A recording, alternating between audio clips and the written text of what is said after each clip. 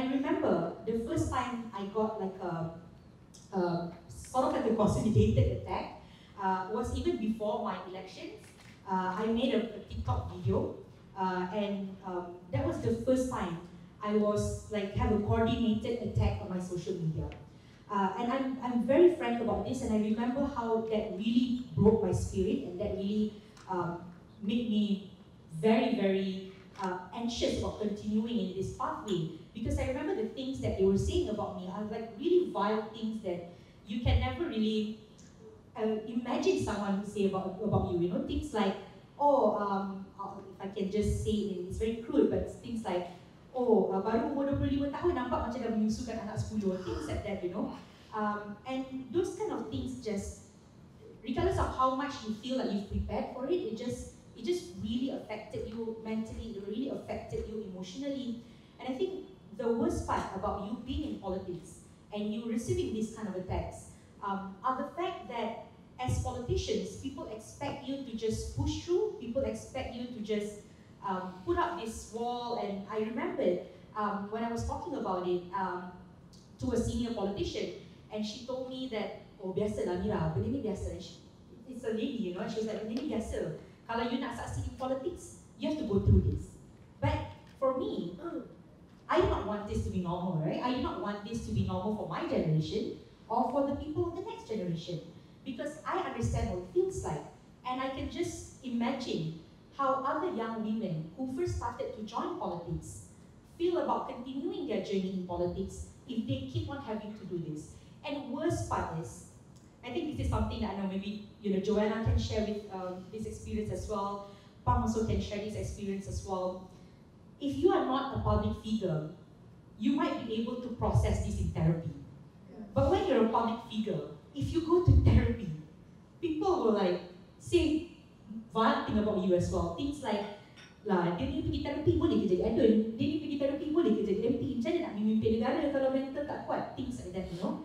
And so I was just, Melissa was telling me about after G15, there were 14 women. So I was telling Amira before this that I've been part of these conversations before. After GE15, there was a panel that was put together to ask politicians, women politicians, their experiences campaigning in GE15 and on gender-based violence that they faced and the harassment and abuse.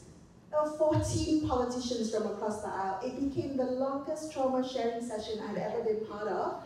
And I left heartbroken and drained, but recharged because we should do something about it. And exactly as Amira said, I want to pick up on something you mentioned when other people warn you that this is going to happen or this is part and parcel of being a politician. How do you respond to that? Like, is that something you take and say, okay, if I want to succeed in politics, I've got to grow thick skin, got to have, how do you respond? Actually, it made me even angrier at the fact that politicians have to just accept this. So I remembered that after that, I went and lodged a police report about the sexual harassments I was facing. Because at that point, the sexual harassment and it got really bad to the point that people just say, random people who you have no idea who they are on the internet will just text you, DM you and say, kau ni mati lagi bagus, things like that, right? So I went to the police office to make a police report, and then she contacted me again, the senior politician, and she said, what you are doing is showing a sign of weakness. You shouldn't go and make a police report that shows that you are weak. And I'm not blaming her because that is the generation that she had to live with.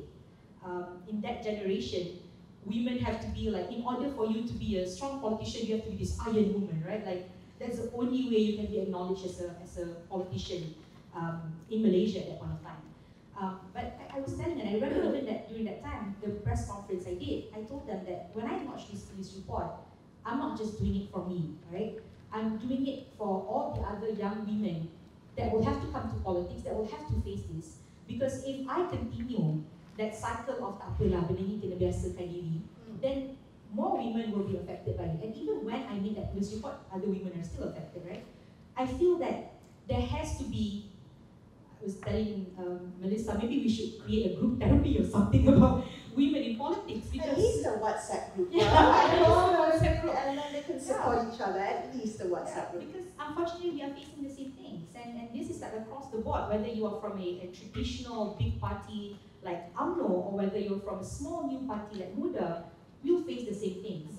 And we've got to make sure that we are pushing for something together to open more spaces for future women politicians. During the Kuala Lumpur elections, I experienced firsthand how political campaign can be shaped by appearance. The main headlines that made on social media and some of the cyber portals are actually my appearances. So my opponents, members of the parties, and some of the netizens as well as the cyber troopers have frequently commented on my look, my experiences, that I gained weight compared to the photos that posted years ago, all the fat shames, and it's very difficult to get a perfect photo of mine because I'm not pretty, you see. So when I disagree with that completely. And when the reporters asked me about how do you felt about the comments on your looks and appearance, I actually answered in this way. I said, I'm okay with it because I'm not Fan Bingbing, you see. So you need to be emotionally prepared when you enter into a political campaign. So other than my appearance, my look, there were also baseless accusations that I was a member of MCA, which I have never been. You see, this is a very bad accusation, not because they accuse me of being a member of MCA, but that particular accusation actually imply that I had a close relationship with a man in MCA.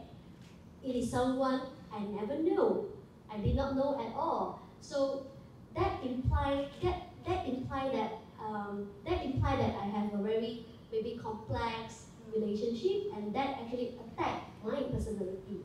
So that is totally baseless and is wrong.